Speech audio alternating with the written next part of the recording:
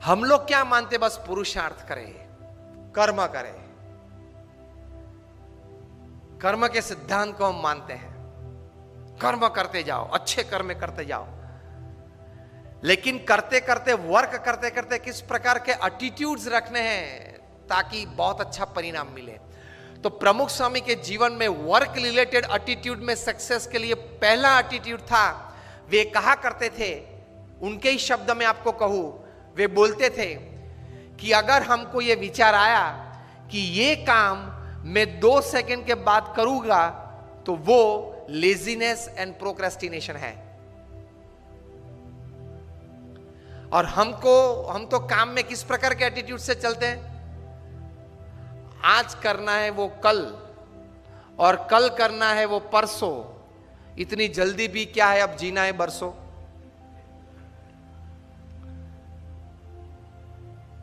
कल का आज नहीं, आज का अभी। That is the first attitude in work. Only then you will be able to do great works. मैंने 400 से 500 से ज्यादा ऑटोबायोग्राफीज ऑफ बायोग्राफीज पढ़ी है, from Sardar Patel to Abraham Lincoln to Winston Churchill to Nelson Mandela to Sachin Tendulkar to Cristiano Ronaldo, everybody. उनके जीवन में से ये बड़ा एटीट्यूड में आपको कार्य संबंधी बात कर रहा हूं कि ये लोग ये मानते थे कि कल जो करना है वो आज होना चाहिए, और आज जो करना है वो अभी होना चाहिए। तो वहां लेजीनेस और प्रोक्रेस्टिनेशन, आलस की बात ही कहां आई, आती ही नहीं है। सिंपल। दूसरी बात, क्योंकि प्रमुख स्वामी महाराज को हमने ये देखा है, कोयम्बतूर के रेलवे स्टेशन पे रात को 12 बजे ट्रेन 15-20 मिनट लेट थी, प्रमुख स्वामी महाराज का पत्र निकालो, हम पत्र लिख लेते हैं। 2-3 पत्र के उत्तर वहां लिख लिए रेलवे स्टेशन पे 70s में। मुंबई में डेंटिस्ट की अपॉइंटमेंट थी, वहां गए, अपॉइंटमेंट ठीक तरह से तैयार की गई थी ताकि उनको बैठना ना पड़े वेटिंग में। फिर भी अगले वाला जो पेशेंट था उसमें कुछ ज्यादा टाइम देना पड़ा डेंटिस्ट को। तो प्रमुख स्वामी तो वहां पहुंच गए जो समय था। डेंटिस्ट ने कहा स्वामी जी 2 मिनट। स्वामी ने बोला be comfortable, treat that patient properly, I am sitting. कि स्वामी जी सिर्फ 2 मिनट। डेंटिस्ट अंदर गए, प्रमुख स्वामी ने अटेंडेंट सेक्रेटरी को बताया कि पत्र निकालो, पढ़ लेते हैं। तो स्वामी अभी 2 मिनट में अंदर ही जाना है। स्वामी के 2 मिनट में पढ़ लेंगे, और एक्चुअली 1.5 मिनट में अंदर जाना ही हुआ। 1.5 मिनट में उन्होंने 2 पत्र पढ़ लिए, और खड़े होते होते दोनों पत्र के उत्तर अपने सेक्रेटरी को बता दिए कि ये लिख देना, मैं साइन कर दूंगा। 2 पत्र पूरे कर दिए डेंटिस्ट के अपॉइंटमेंट में, वेटिंग में। और अगर हम उस वक्त बैठे होते तो इतना ही होता है। वेटिंग में बैठे हैं तो दिस इज द पोस्चर। कौन आता है, कौन जाता है, कौन खड़ा है, किसने क्या कपड़े पहने, यही चलता है वेटिंग में।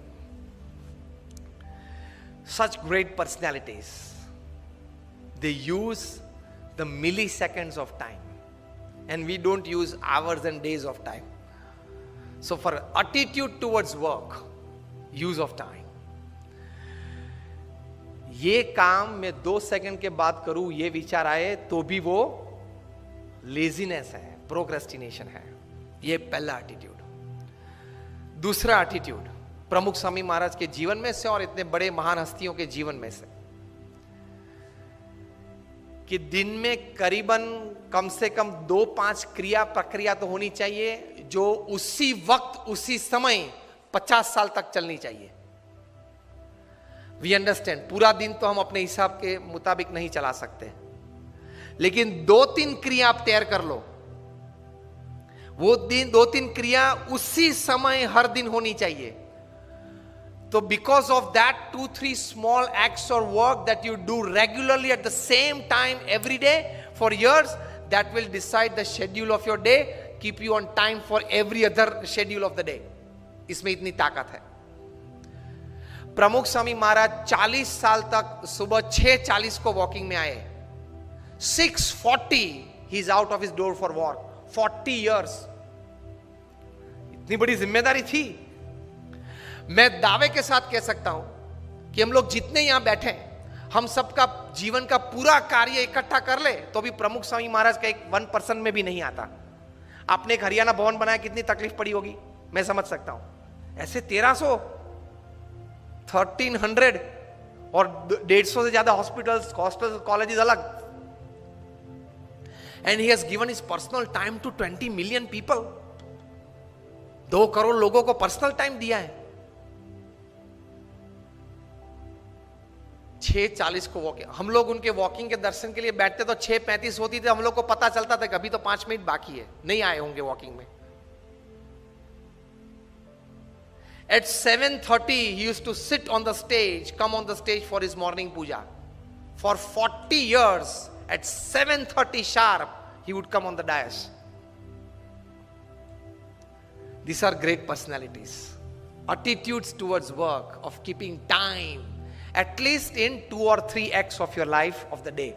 तो बाकी की शेड्यूल दिन की उसमें से सेट और स्टेबल हो जाएंगे. सेट और स्टेबल हो जाते हैं. तो उनके जीवन में ये था. फिर व्यक्तिगत जीवन में एक एटीट्यूड था. बहुत बार वे ये बात करते थे और मैंने बोला ना कि ऐसी बड़ी बायोग्राफीज में भी आपको मिलेगा. ही यूज्ड टू से, जीवन में अगर कम खाएंगे तो शरीर अच्छा रहेगा और गम खाएंगे तो मन अच्छा रहेगा. प्रमुख स्वामी महाराज के जितने सम्मान हुए ना, बड़ी अमेरिका में 40 से ज्यादा की टू द सिटीज उनको मिली है. ब्रिटेन पार्लियामेंट में स्टैंडिंग ओवेशन के साथ उनका सम्मान हुआ था. कनाडा की पार्लियामेंट में 550 एमपीज ने स्टैंडिंग ओवेशन के साथ उनका सम्मान किया था.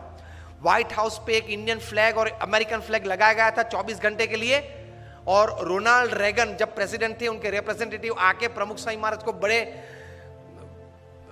ऐसे सभागृह में हजारों लोगों के बीच ये सम्मान किया था, वो दोनों फ्लैग देके कि this two were specially hosted on the White House for you. Kenya parliament में स्टैंडिंग ओवेशन के साथ सम्मान. इतने बड़े सम्मान के साथ उनके बहुत बुरे अपमान भी हमने देखे हैं.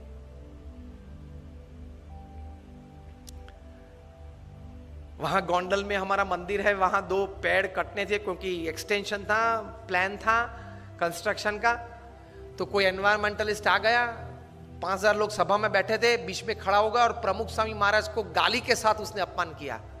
तो हमारे 2-3 स्वयंसेवक उनको पकड़ने के लिए, मतलब उनको चुप करने के लिए गए और जोर से चिल्लाने लगा. प्रमुख स्वामी ने उनको आगे बुलाया और बोले कि आपको क्या कहना है. अरे आपने ये 2 पेड़ काट दिए, ये एनवायरमेंट की दृष्टि से बराबर नहीं है. प्रमुख स्वामी शांति से उनको समझाते थे. 5000 लोग बैठे थे कि देखो हमारी एक्सटेंशन प्लान था इसलिए हमने काटा.